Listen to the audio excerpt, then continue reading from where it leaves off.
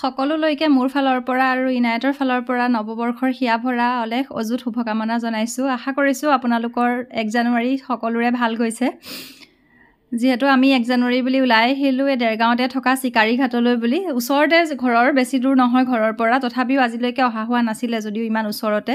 কিন্তু এইবাৰ লগ ধৰিলে কাৰণে লগত অহা মানুহ ওলালে, সেইবাবে ওলাই আহিলোঁ। এয়া ছোৱালীজনীয়ে দেখিছে নহয়, পূৰা ফূৰ্তি আৰু উল্লাসৰ মাজেৰে ক'ব নোৱাৰা হৈ গৈছে।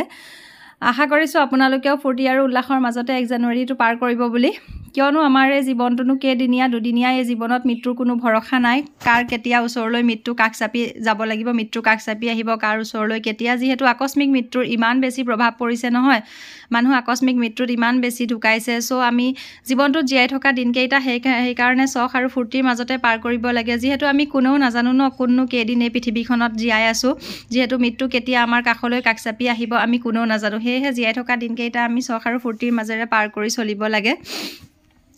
ভাল সময়ততো চাবচোন সকলোৱে সংগ দিয়ে। যেতিয়া আপোনাৰ বেয়া দিন আহিব, বেয়া সময় আহিব, আপোনাক সকলোৱে সংগ এৰি দিয়ে। এয়া এটা বাস্তৱ সমাজৰ সত্য কথা। এই পৃথিৱীৰ এটা ৰীতি নীতি, যি আপোনাৰ ভালৰ সময়ত, আপোনাৰ হাঁহিৰ সময়ত আপোনাৰ লগত সমানে হাঁহিবলৈ সকলো আহে। কিন্তু আপুনি কেতিয়াবা কান্দি চাবচোন, আপোনাৰ কান্দোনৰ সময়ত আপোনাৰ ওচৰত কান্দিবলৈ কোনো নাহে।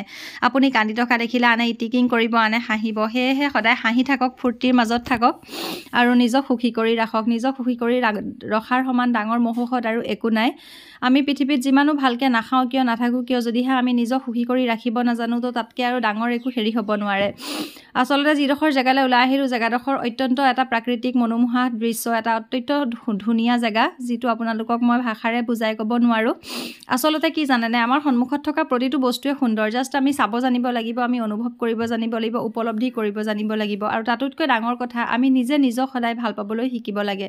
যি মানুহে নিজে নিজক ভাল পায় ন, সেই মানুহে পৃথিৱীৰ কোনো বস্তুৱে বেয়া নাপায়। তেওঁলোকৰ কাৰণে পৃথিৱীৰ প্ৰত্যেকটো বস্তুৱেই ধুনীয়া, প্ৰত্যেকটো বস্তুৰে সুন্দৰ। আমি নিজে লাগিলে যিমানো কুৎসিত নহওঁ কিয়, আমি কেতিয়াও নিজক নিজে ঘৃণা কৰিব নালাগে, নিজক নিজে বেয়া পাব নালাগে। যি মানুহে নিজে নিজক বেয়া নাপায়, নিজে নিজক বহুত বেছি ভাল পায়, সেই মানুহ অত্যন্ত সুখী হোৱাও দেখা যায়।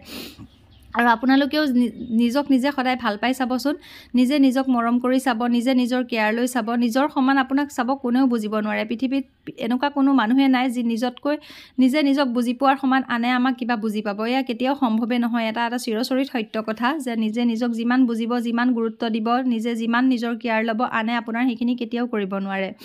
সদায় নিজে নিজক ভাল পাবলৈ শিকক। দেখিব আপোনাৰ সন্মুখত থকা প্ৰতিটো বস্তুৱে সুন্দৰ আৰু প্ৰতিটো বস্তুৱে ধুনীয়া।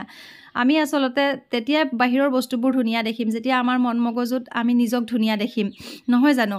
পৃথিৱীত কিমান মানুহ আছে এনেকুৱা বাৰু ভাবকচোন, যি দেখিবলৈ অত্যন্ত বেয়া, যাৰ ভৰি এখন নাই, যাৰ চকু এটা নাই, যাৰ হাত এখন নাই। তেওঁলোকে জানো জীৱনত জীয়াই থকাৰ ইচ্ছা হেৰাই পেলাইছে? নাই। অহৰহ সংগ্ৰামৰ জৰিয়তে, অহৰহ সংগ্ৰাম চলাই তেওঁলোকে জীৱনটোত জীয়াই আছে। তথাপিওতো তেওঁলোকে কোনোদিন এইটো অনুভৱ চাগে কৰাই নাই যে মোৰ হাত এখন নাই, মোৰ ভৰি এখন নাই। তেওঁলোকক দেখিলে তেনেকুৱা নালাগে যে তেওঁলোকে এনি টাইম সেই ভুক্তভোগী এটা মন লৈ তেওঁলোক জীয়াই আছে। তেওঁলোকেও অহৰহ সংগ্ৰাম আৰু চেষ্টাৰ দ্বাৰাই জীৱনটোত জীয়াই থাকিবলৈ চেষ্টা কৰি আছে। অহৰহ জীয়াই থকাও তেনেকৈ দেখা যায়।